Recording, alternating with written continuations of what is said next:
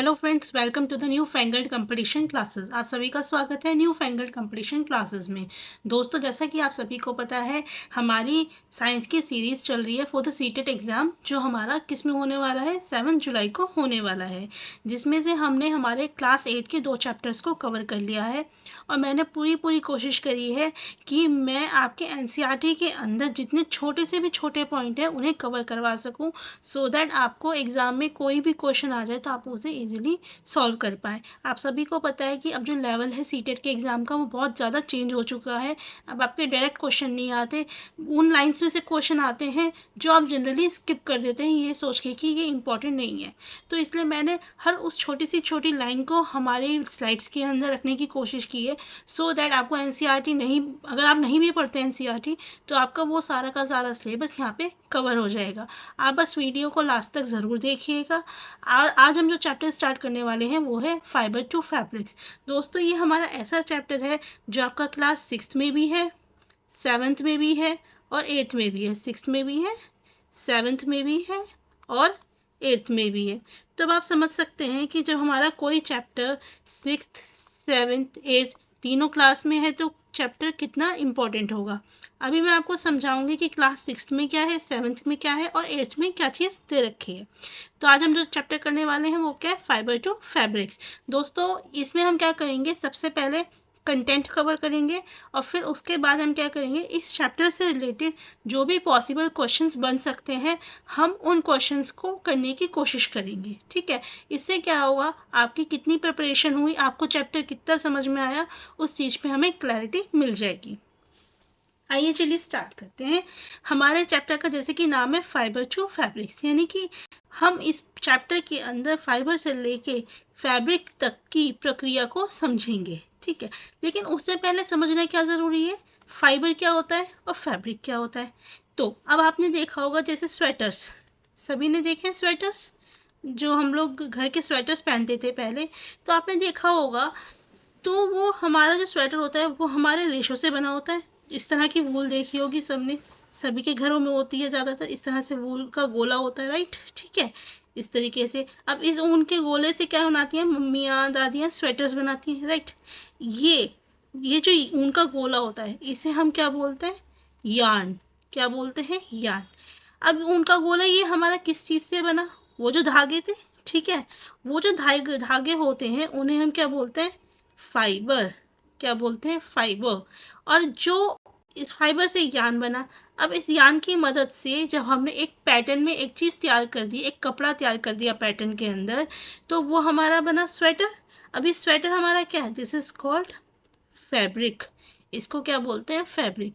तो अगर आपको सिंपल सी डेफिनेशन समझनी हो, फाइबर क्या होता है, यान क्या होता है, फैब्रिक क्या होता है, तो फैब्रिक तो हमारा देखिए क्या है, बेसिकली कपड़ा। ठीक है, जो भी हमारा एंड प्रोडक्ट तैयार हो रहा है, अगर मैं फैब्रिक की बात करूं, so this is your and product. ठीक है, this is your and product. जैसे आपका कोई साड़ी है, राइट, आपके सूट्स हैं, जीन्स है, कुछ भी है लाइक दैट, ये सब हमारा क्या है, दिस इज योर फैब्रिक। यान क्या है, यान को हम बोल सकते हैं थान। ठीक है, वो थान जिससे इस फैब्रिक को बनाया जाता है।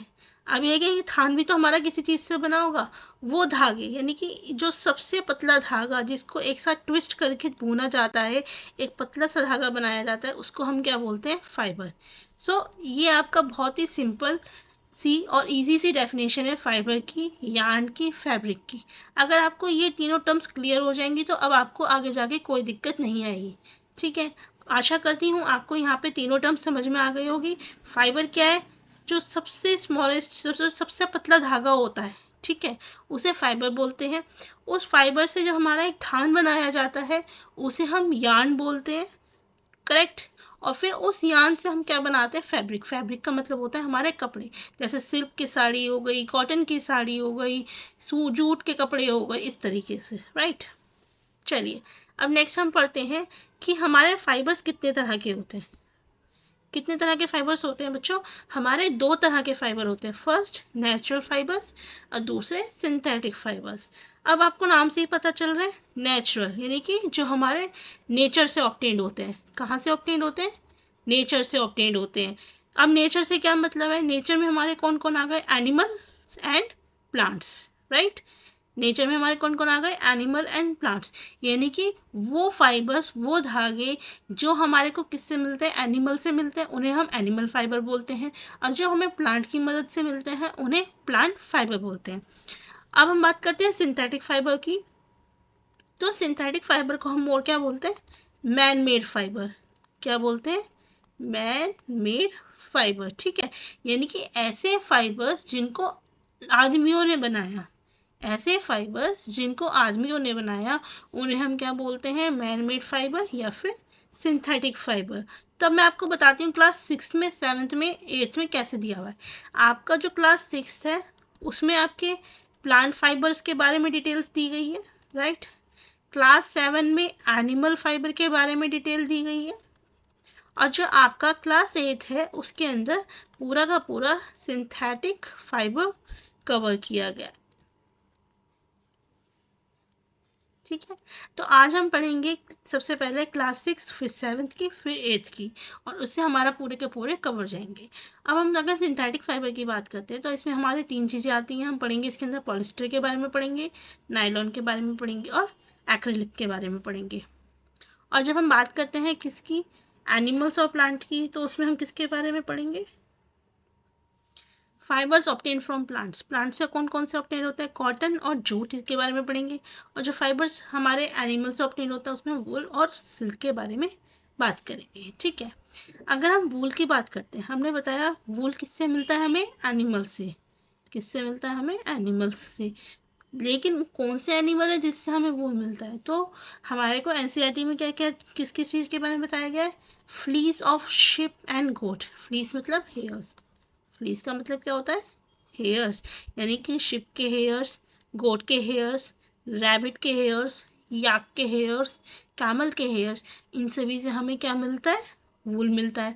और दूसरा एनिमल प्रोडक्ट हमने किसकी बात करती है, सिल्क की, तो सभी को पता है सिल्क हमें किससे मिलता है, सिल्क वॉर्म से मिलता है। अब यहाँ पे बात आती है कि मैम क्वेश्चन कैसे बनता है, बिल्कुल बताते हैं जी। यहाँ पे आपका क्वेश्चन कैसे बन सकता है कि जैसे आपको दिया, silk is obtained from, silk हमारा किससे ऑब्टेन होगा, यहाँ पे आपको ऑप्शन 1 में दे दिया शिप, ऑप्शन 2 में दे दिया याक, ऑप्शन 3 में दे दिया कोकून। देखिए यहाँ पे सिल्क वॉर्म नहीं देगा, वो कोकून दे सकता है सिर्फ। और 4th में आपका दे दिया रैबिट। अब आपको बताना है इसका करेक्ट आंसर क्या होगा, तो इसका करेक्ट आंसर क्या होगा, हमारा कोकून। इसे याद रखिएगा, जो सिल्क वॉर्म का कोकून होता है उससे हमारा सिल्क ऑब्टेन्ड होता है। अभी हम इन सब चीज़ों के बारे में डिटेल से पढ़ेंगे। अभी मैंने आपको बताया एक तरीका कि किस तरीके से क्वेश्चन यहाँ पे बन सकते हैं, ठीक है। और क्वेश्चन क्या बन सकता है, यहाँ पे ये क्वेश्चन बन सकता है, हमारा जो कॉटन है, राइट, अगर मैं कहूँ कॉटन, इसे हटा देते हैं, नेक्स्ट क्वेश्चन पे चलते हैं। यहाँ से और क्वेश्चन क्या बन सकता है, देखिए हम क्वेश्चन के अलग से सीरीज करेंगे, ये मैं आपको थोड़ा आइडिया दे रही हूँ कि हमारे इस चैप्टर में से किस तरह के क्वेश्चन बनने की पॉसिबिलिटी है, ठीक है। जैसे अब यहाँ पे हमारा क्या क्वेश्चन बन सकता है कि cotton is which type of product, या फिर फाइबर, या फिर ऑब्टेन कहाँ से, या फिर क्वेश्चन आ सकता है कि कॉटन हमें किससे ऑब्टेन होता है, तो उसमें आ सकता है प्लांट्स, एनिमल्स, बोथ, नन। सो आपको करेक्ट आंसर बताना होगा, it is from plant, right. चलिए आगे बढ़ते हैं। सबसे पहले हम बात करेंगे प्लांट फाइबर्स के बारे में, किसके बारे में, प्लांट फाइबर्स के बारे में। और प्लांट फाइबर्स में हम किसकी बात करेंगे, कॉटन की बात करेंगे, राइट। कॉटन हमारा किस लिए यूज़ होता है, आपका विक ऑफ ऑयल लैम्प्स, यानी कि रुई जिसे बोलते हैं बत्ती, हिंदी में क्या बोलते हैं, बत्ती, जो रुई की बत्ती बनती है, ठीक है, उसको बनाने में, हमारी जो मैट्रेसेस होती हैं, चादरें होती हैं, गद्दे होते हैं, उनको भरने में, क्विल्ट्स को भरने में, पिलोस को भरने में, इन सभी में हमारा किसका यूज़ होता है, कॉटन का यूज़ होता है। The small thin strands you see are made up of cotton fibres. जो आप पतले पतले से धागे जो रस्से से देखते हो ना, वो सब हमारा किससे बना होता है? सब कॉटन से बना होता है। अब जो हमारा कॉटन है ये होता कहाँ पर है? कॉटन हमारा दोस्तों फील्ड्स में। कहाँ पे ग्रो होता है? फील्ड्स में ग्रो होता है। कॉटन प्लांट्स क्या होता है? यूजुअली ऐसी जगह पे ग्रो करते हैं जहाँ पे कैसी सॉइल हो? ब्लैक सॉइल हो और वार्म क्लाइमेट हो। इम्पॉर्टेंट क्वेश्चन है, यहाँ से क्वेश्चन बनता है कि कॉटन प्लांट्स को ग्रो होने के लिए किस तरह का एनवायरनमेंट चाहिए, यानी कि किस तरह की सॉइल चाहिए? तो उसे चाहिए किसी ब्लैक सॉइल, और कैसा क्लाइमेट होना चाहिए? Warm climate. और ब्लैक सॉइल हो या फिर रेगूर के नाम से भी आ सकता है, रेगूर सॉइल। इसे याद रखिएगा, नाम चेंज करके दे सकते हैं। इसमें क्या होता है, हमारी एक फील्ड होती है, ठीक है, वहाँ पे बहुत सारे कॉटन के प्लांट्स उगाए जाते हैं। उसके बाद क्या होता है, उस कॉटन के प्लांट्स में हमारा जो कॉटन बॉल्स ऑब्टेन्ड होती है, देखिए मैं दिखाती हूँ आपको। वो कॉटन बॉल्स कैसी होती है? देखिए इस टाइप से। ये कॉटन का कोई प्लांट है, यहाँ पे आपकी कॉटन बॉल्स, ठीक। अब इसके बाद क्या होता है हमारा, ये हमारे बिल्कुल कैसे होता है? लेमन के साइज के होते हैं। जब ये मैच्योर हो जाते हैं तो ये बॉल बर्स्ट हो जाती है, और जो सीड्स होते हैं जो हमारे कॉटन फाइबर से कवर होते हैं उनको हम दे सकते हैं। इसके मैच्योरिंग के बाद की वो फोटो है। अब क्या किया जाता है, इन बॉल्स को कॉटन से अलग किया जाता है, यूजुअली कैसे? हैंड से। अब हैंड से किस मेथड से किया जाता है? कॉम्बिंग मेथड से। किस मेथड से? कॉम्बिंग, यानी कि कॉम्ब की मदद से, बड़े बड़े कॉम्ब्स होते हैं उनकी मदद से जो सीड्स हैं और फाइबर्स हैं उन्हें सेपरेट किया जाता है। और इस प्रोसेस को हम क्या बोलते हैं? Gaining of cotton. क्या बोलते हैं? Gaining of cotton. ठीक है, आगे चलते हैं।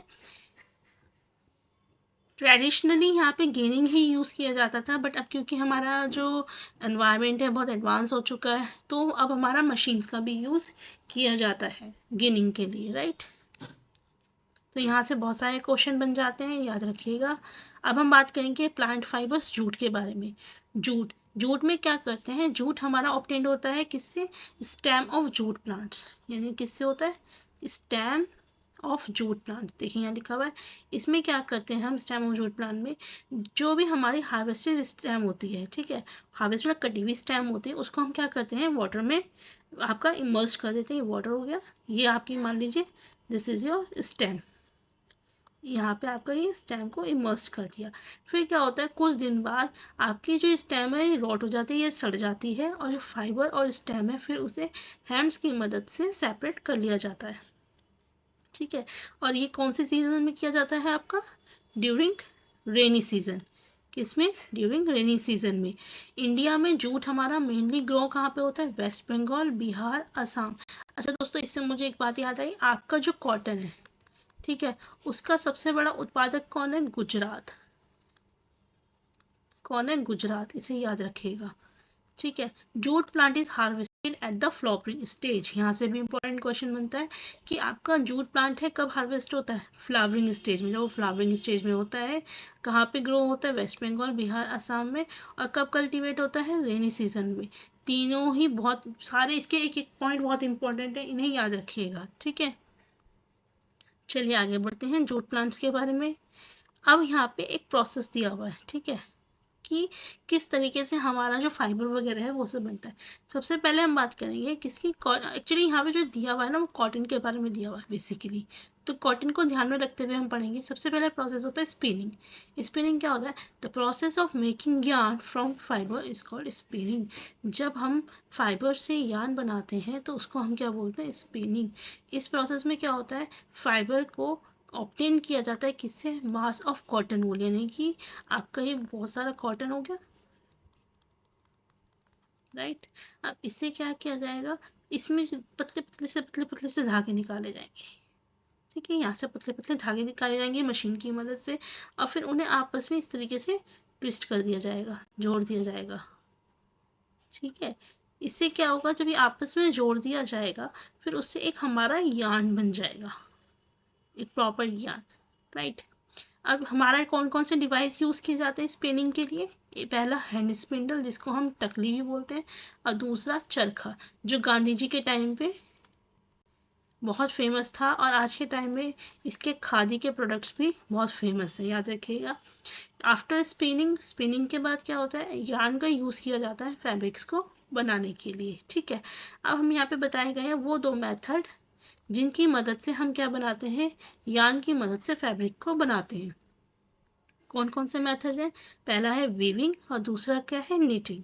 वीविंग मतलब आपको पता ही है वीविंग में क्या होता है, हम जो 2 यार्न होते हैं, बेसिकली फ़र्क क्या है वीविंग और नीटिंग में। जब हम वीविंग की बात करते हैं, हम 2 सेट्स ऑफ यार्न इनका यूज़ करके एक प्रोडक्ट बनाते हैं, एक फैब्रिक बनाते हैं, उसको हम क्या करते हैं, वीविंग। इसमें क्या होता है, परपेंडिकुलर शेप में, जैसे ये आपका इस तरीके से पहला यार्न है और दूसरा यार्न इस तरीके से होगा, ठीक है। कुछ परपेंडिकुलर शेप में हम क्या करते हैं, इनकी बुनाई करते हैं, ठीक है। तो इसको हम क्या बोलते हैं, वीविंग। इस तरीके से इसका जो फैब्रिक है वो तैयार किया जाता है। और वीविंग हमारा किस पे किया जाता है, लूम्स पे। ये भी हमारी मशीन की तरह ही होते हैं, लूम्स है। लूम्स हमारा हैंड ऑपरेटेड भी हो सकता है और पावर ऑपरेटेड, यानी कि मशीन की तरह मशीन से भी ऑपरेट कर सकते हैं और हैंड ऑपरेटेड भी। जब हम बात करते हैं नीटिंग की, नीटिंग में हम केवल सिंगल यार्न का यूज़ करते हैं, एक ही यार्न। जैसे कि आपकी सॉक्स हो गई, राइट, आपके स्वेटर्स हो गए, आपके मफलर्स हो गए, तो इसमें सिर्फ एक ही यार्न का यूज़ होता है इनको बनाने में। और ये भी हमारे हैंड से भी हो सकता है और मशीन से भी। आई होप आपको दोनों में डिफरेंस क्लियर हो गया होगा। वीविंग में हम 2 सेट्स ऑफ यार्न यूज़ करते हैं और निटिंग में हम केवल एक यार्न का यूज़ करते हैं, ठीक है। एंशियंट टाइम में क्या होता था, लोग बाग बार का, बिग बिग लीव्स का यूज़ करते थे, ट्रीज का, एनिमल स्किन का, फर का, उन्हें कवर करने के लिए।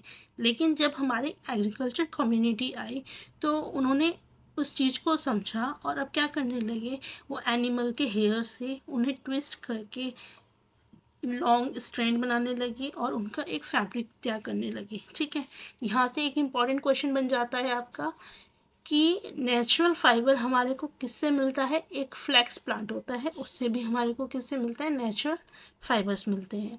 एंशियंट में, हमारे एंशियंट टाइम में हमारे 2 चीज़ों से प्रोडक्ट बनाए जाते थे, एक तो कॉटन से और एक फ्लैक्स से, जो कहाँ पे कल्टीवेट किए जाते थे, नियर नाइल रिवर, रिवर के पास, और उसी से फिर फैब्रिक्स बनाए जाते थे। ये इंपॉर्टेंट पॉइंट है, इन दोनों पॉइंट को याद रखिएगा, ठीक है।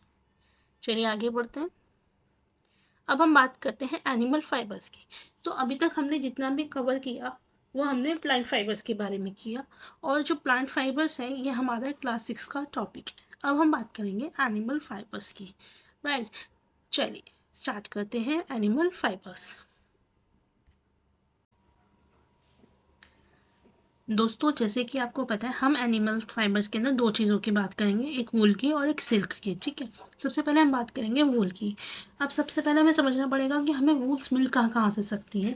तो हमारे को जो हमारे शिप के या के गोट के अदर एनिमल्स के जो हेयर्स हैं उनसे हमें क्या मिलती है, वूल।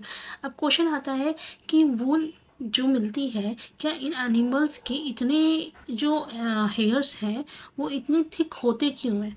वो इसलिए होते हैं ताकि, क्योंकि हमारा जो हेयर है वो क्या करता है, हमारी जो एयर है उसे ट्रैप करता है। और हमें सभी को पता है एयर क्या होती है, poor conductor of heat, poor conductor होती है, जिसकी वजह से क्या करते हैं वो उसे बाहर नहीं जाने देती हीट को, और उनको एनिमल्स को वार्म रखती है, ठीक है। अब हमारे जब हम एयर स्किन के बारे में बात करते हैं, तो जो हमारी शिप होती है उसके 2 तरह के फाइबर हेयर्स होते हैं, ठीक है। एक होते हैं कोर्स बियर्ड हेयर और एक होता है fine soft under hair clothing, यानी कि बेसिकली सॉफ्ट हेयर्स। इसको हम क्या बोल सकते हैं, सॉफ्ट हेयर्स, और इसको हम बोल सकते हैं हार्ड हेयर्स। तो जो हमारे कपड़े बनते हैं, जो भी हमारे फैब्रिक बनते हैं, वो हमारे ये जो सॉफ्ट हेयर्स होते हैं इनके बनते हैं, ठीक है। आपके जो फाइन हेयर्स होते हैं वो हमारे को किस में बनाने में हेल्प करते हैं, वूल को बनाने में मदद करते हैं। इसमें क्या होता है, कुछ जो ब्रीड होती है जिनके जो हमारे को सॉफ्ट हेयर देती है, उनको क्या किया जाता है, उनको सेलेक्ट किया जाता है फर्दर ब्रीडिंग के लिए, सो दैट उसी टाइप का वूल हमारे को, सॉफ्ट हेयर का जो वूल है वो हमारे को मिल सके। और इस मेथड को हम क्या बोलते हैं, सेलेक्टिव ब्रीडिंग बोलते हैं। और हमारे जितने भी जो बोल देने वाले एनिमल्स हैं ये हमारे हिली रीजन्स में ज़्यादातर मिलते हैं। ऊंची जो हमारे रीजन्स होते हैं वहाँ पे, जैसे कि हमारे को याक वूल चाहिए तो हमारे को तिब्बतन लद्दाख में मिलेगी। मोहेर जो होती है वूल हमारी अंगोरा गोट्स की, वो हमें जो हिली रीजन्स होते हैं जम्मू और कश्मीर के वहाँ मिलेगी। ठीक है, पश्मीना शॉल सभी ने नाम सुना है, ये किससे बनता है? हमारे गॉट हेयर से बनते हैं। पश्मीना शॉल हमारा किससे बनता है? गोट हेयर से। ठीक है, और जो हमारे कैमल हेयर्स हैं वो कहाँ पे मिलते हैं? साउथ अफ्रीका के जो आपके ललमा का अल्पाका जो है वहाँ से मिलते हैं। अब यहाँ पे एक प्रोसेस दे रखा है कि फाइबर से वूल किस तरीके से बनाया जाता है। So this is your process. इस प्रोसेस में सबसे पहले मेथड क्या आता है? शेयरिंग। ठीक है, शेयरिंग के अंदर सबसे पहले हमारा क्या होता है कि removing hair from the body. इसमें हम क्या करते हैं, जो एनिमल होते हैं उनकी जो बॉडी पे हेयर्स होते हैं उन्हें रिमूव करते हैं। ठीक है, अब आप क्वेश्चन करेंगे क्या उनको दुख दर्द नहीं होता? नहीं होता है, क्योंकि हमारी जो ऊपर की स्किन होती है वो कैसी होती है? डेड स्किन होती है। तो इसमें जब वो ये जो शेव करते हैं उनके जो हेयर्स को जिस मशीन से शेव करते हैं तो उनको उससे दर्द नहीं होता। और जनरली जो शेविंग की जाती है वो हॉट वेदर में की जाती है, सो दैट जब उनकी बॉडी से हेयर उतरे तो उनको किसी भी टाइप की ठंड ना लगे। और ड्यूरिंग विंटर सीजन आते आते उनकी बॉडी पे फिर से आपके वो हेयर्स आ जाते हैं। ठीक है, नेक्स्ट मेथड क्या आता है? स्काउरिंग। अब हमने क्या किया, हमने हेयर्स को तो रिमूव कर लिया, लेकिन हमारे उन हेयर्स के अंदर ग्रीस भी होगी, डस्ट भी होगी, डर्ट भी होगी। तो वो प्रोसेस जिसमें हम हेयर से ग्रीस, डस्ट, डर्ट को रिमूव करते हैं शेयर्ड हेयर में, उसको हम क्या बोलते हैं? स्काउरिंग बोलते हैं। अब हमने क्या करा, क्लीन तो कर ली हेयर्स को। अब आपको पता है कि जितने भी हेयर्स होंगे वो अलग अलग वैरायटी के होंगे, क्योंकि हर एक एनिमल के हेयर्स अलग अलग होते हैं, डिफरेंट टेक्सचर के होते हैं। तो अब हम यहाँ पे करते हैं सॉर्टिंग। सॉर्टिंग का मतलब अलग अलग करना। हमारे पास जितने भी हेयर हैं उनको फिर कहाँ भेज दिया जाता है? फैक्ट्री में भेज दिया जाता है, ताकि जो हमारे डिफरेंट टेक्सचर के जो हेयर्स हैं उन्हें सेपरेट और सॉर्ट कर सकें। ठीक है, अब हमारे कुछ हेयर्स ऐसे भी होते हैं जो फ्लफ़ी फ्लफ़ी से होते हैं, बर्ड जैसे। आपने देखा होगा आपके जो वूलन के कपड़े हैं उसमें कुछ गोले गोले से बन जाते हैं, तो उन्हें हम क्या बोलते हैं? बर्ड्स। तो इन बर्ड्स को क्या होता है? पिक्ड आउट किया जाता है जो हेयर से, और फिर दोबारा इसे स्काउरिंग के लिए भेज दिया जाता है, ड्राई किया जाता है। ठीक है, और फिर उसे फाइबर में ड्रॉन किया जाता है। उसके बाद क्या है हमारा? उसके बाद जो हमारे फाइबर्स हैं उनको डिफरेंट डिफरेंट कलर में जो आपके हैं डाई किया जाता है, क्योंकि जो नेचुरली कलर होता है शिप के हेयर्स का वो क्या होता है? ब्लैक, ब्राउन और वाइट होता है। तो इसको डिफरेंट डिफरेंट कलर में फिर ये डाई करते हैं, और उसके बाद इन जो फाइबर्स हैं उनको शेड करते हैं, कॉम्ब करते हैं, और उनकी फिर यार्न बनाते हैं। फिर उसके बाद क्या होता है, जो हमारी जो लॉन्गर फाइबर होता है वो, इसे याद रखिएगा, ये इंपॉर्टेंट पॉइंट है। ठीक है, जो लॉन्गर फाइबर होता है उसको जो वूल है वो स्वेटर बनाने में यूज़ किया जाता है, और जो शॉर्टर फाइबर होता है उसको वूलन क्लोथ्स बनाने में यूज़ किया जाता है। ठीक है, यहाँ तक हमारी कहानी ख़त्म हुई किसकी? वूल की। अब हम बात करेंगे इस वाले चैप्टर में सिल्क के बारे में। यहाँ से बहुत क्वेश्चन रखते हैं, ध्यान से सुनिएगा। ठीक है, सिल्क। देखिए, अब सिल्क अभी सभी को पता है कि हमें किससे मिलती है? सिल्क वॉर्म से मिलती है। किससे मिलती है? सिल्क वॉर्म से मिलती है। ये क्या है? हमारा एनिमल फाइबर है। ये तो आपको पता चल गया। कहाँ से मिलती है?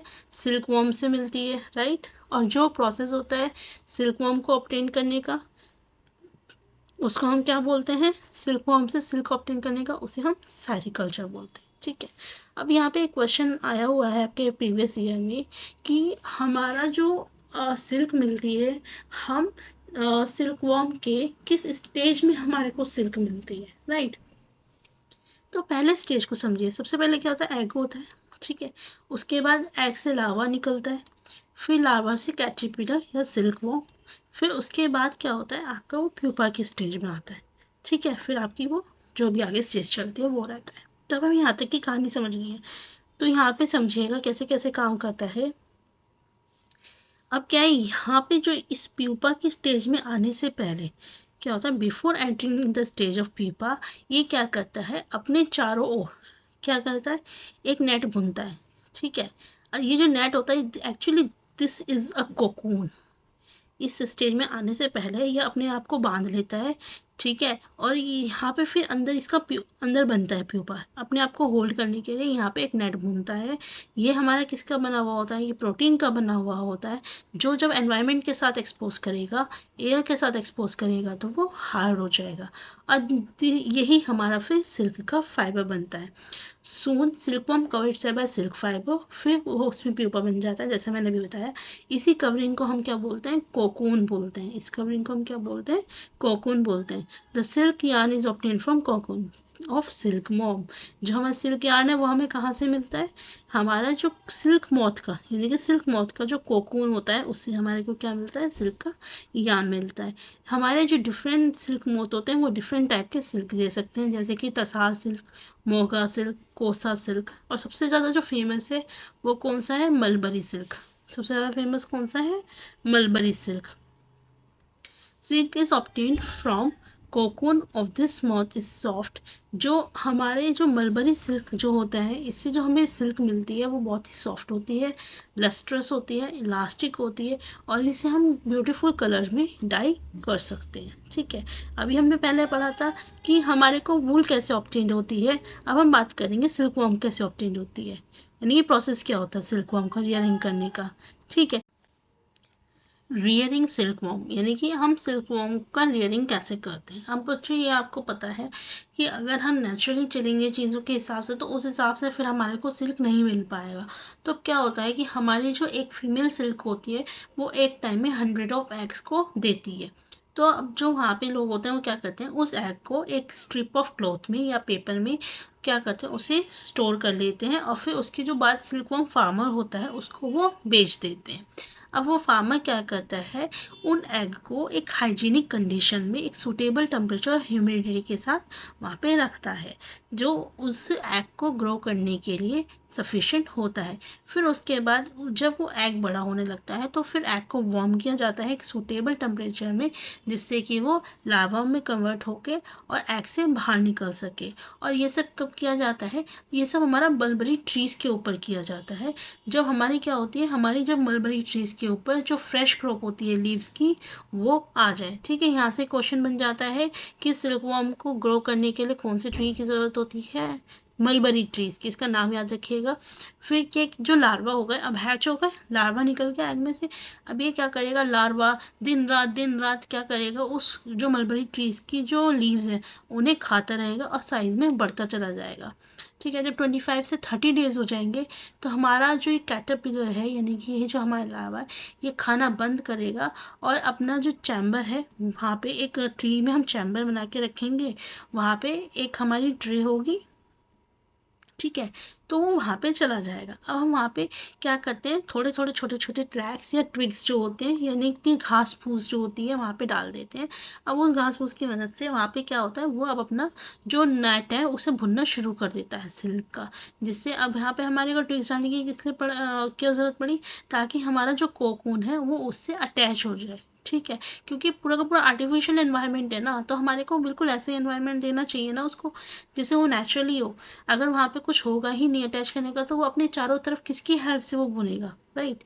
उसके बाद क्या करता है, सिल्कवर्म हमारा जो होता है वो कोकून को स्पिन करता है, और इस उसके अंदर हमारा क्या डेवलप होता है, सिल्क मॉथ डेवलप होता है, जिसको हम प्यूपा भी बोलते हैं। यहाँ तक हमारे को कहानी समझ में आई। अब देखिए क्या होगा, फिर जो पाइल है कोकून का, जब कोकून बहुत सारे इकट्ठे हो जाते हैं फिर उसके बाद हमारे को सिल्क फाइबर बनाया जाता है। कोकून को सन के अंदर रखा जाता है या फिर बॉइल्ड टेम्परेचर पे रखा जाता है, या एक्सपोज किया जाता है स्टीम, यानी कि वार्म एनवायरनमेंट दिया जाता है। फिर वहाँ से क्या किया जाता है, आपका सिल्क को सेपरेट कर लिया जाता है, और जो प्रोसेस होता है थ्रेड निकालने का कोकून से सिल्क का, उसको हम क्या बोलते हैं, रीलिंग द सिल्क। क्या बोलते हैं, रीलिंग द सिल्क। रीलिंग किस पे की जाती है, स्पेशल मशीन पे, जिसका काम क्या होता है, थ्रेड्स को और फाइबर्स को सिल्क के अलग करना, किससे, कोकून से। ठीक है, उसके बाद क्या होता है, सिल्क फाइबर को फिर सिल्क थ्रेड में कन्वर्ट कर दिया जाता है, और फिर उस थ्रेड की मदद से हमारे को वो सिल्क क्लॉथ में दे दिया जाता है वीवर्स की मदद से। ठीक है, अब हमारे यहाँ तक हमने प्लांट फाइबर्स और एनिमल फाइबर्स को कवर कर लिया है। नेक्स्ट वीडियो के अंदर हम सिंथेटिक फाइबर्स को कवर करेंगे, एंड उसके बाद जो वीडियो आएगी उसमें हम तीनों चैप्टर्स के मिला के बहुत सारे क्वेश्चंस करेंगे। उससे क्या होगा, आपका रिवीजन भी हो जाएगा और आपको पता भी चल जाएगा कि आपके इस चैप्टर को लेके कितनी तैयारी हुई है। ठीक है, उसके बाद हम लाइट या फिर इलेक्ट्रिसिटी वाला चैप्टर लेंगे नेक्स्ट। थैंक यू दोस्तों, वीडियो अच्छी लगे लाइक शेयर सब्सक्राइब ज़रूर कीजिएगा। मिलते हैं नेक्स्ट वीडियो में।